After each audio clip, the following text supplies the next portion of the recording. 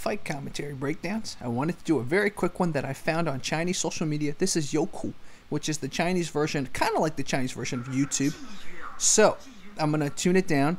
This is a Bagua master. Bagua is a very traditional Chinese palm technique. It's based apparently on Daoist scriptures and stuff like that. So it's very old Chinese tradition.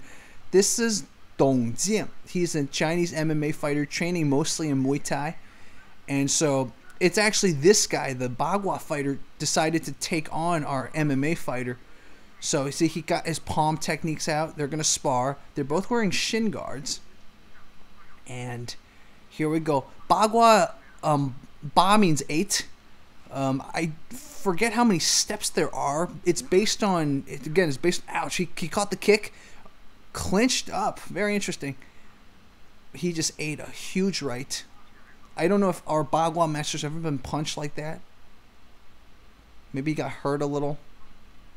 But I was saying that, so there's a bunch of points, a bunch of steps, a bunch of palms you do when you train in Bagua. It looks very pretty when demonstrated, but I don't know how practical it is. If you look at my channel, there is a Bagua master that I found back in the day that's trying to show Bagua techniques against sort of Aiki Jiu-Jitsu type of grappling, but I don't think this guy has really sparred like that master. So look at that video if you want to see another interpretation of Bagua. But our master's just doing, maybe getting his blood loose, so I don't think he's done yet. Maybe it's just he's scared. It's his way of stalling, but I know where this fight's going to turn. So restart the fight. And our Bagua master is no longer doing the steps. He has completely lost any training he's had. He's just, okay, he's knocked down. Oh, ow. I don't know what that was. Attempted single leg by the Bagua master, but he got pushed down. He hasn't given up yet. There's still a minute left of this fight. So I think there's one more round.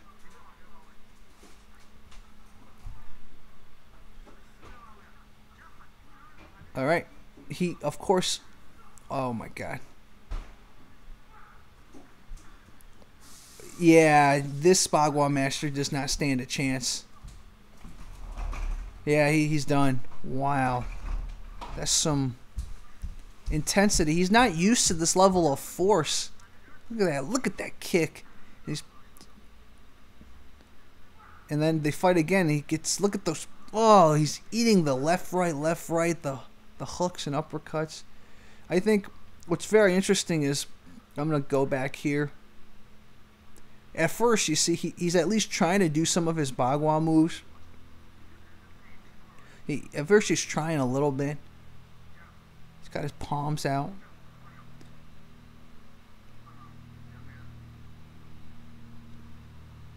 He's trying a little bit. I don't know how good those Bagua moves are. He catches the kick and everything. Boom, he eats the punch, but as the fight gets going, you know, he's eating more punches. He just, none of his Bagua footwork's there anymore. He's just fighting like an amateur boxer, basically. So interesting. So, what's the lesson, people? I actually wanted to read to you guys while we're at it. So I looked on Zhihu. Zhihu's the Chinese version of Quora. And so I looked up some information. So DongJian's the MMA fighter. I was trying to find who the actual Bagua master was, but we couldn't find any information.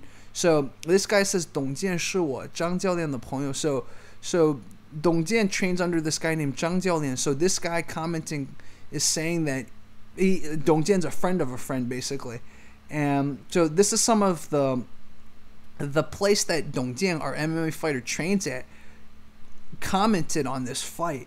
And so this is what they said. 这个传武师伯is like a master, basically. 这个传武师伯敢上去打也算是条汉子. So they're giving the Bagua master some credit for actually having the courage to go and fight. And then let's see if there's any. I mean, this happened, I believe, this fight happened right after our MMA fighter, the original Xu Xiaodong guy, beat the Tai Chi master. So he's like, 打得比较文明的. So it's like these two fighters showed a little more class. 他们也想证明一下，就跑到董健他们那说要比试一下 no real information there. So now this is the coach, this is the head coach, I believe, of the gym that our MMA fighter trains. He decided to go and, I believe it's the head coach. No, sorry, this is the assistant coach. The assistant coach, 朱教练, or 总管的朱教练. So I don't know if he's the assistant coach or just another coach, but he's another coach at the Muay Thai MMA gym that our MMA fighters training at. So he's saying 是的，这就是区别。但是作为搏击拳手，不能老是针对我们国内的传统武术。So he's saying if you're an MMA fighter in China, you shouldn't just fight other Chinese traditional martial artists. 意识到了就该停止。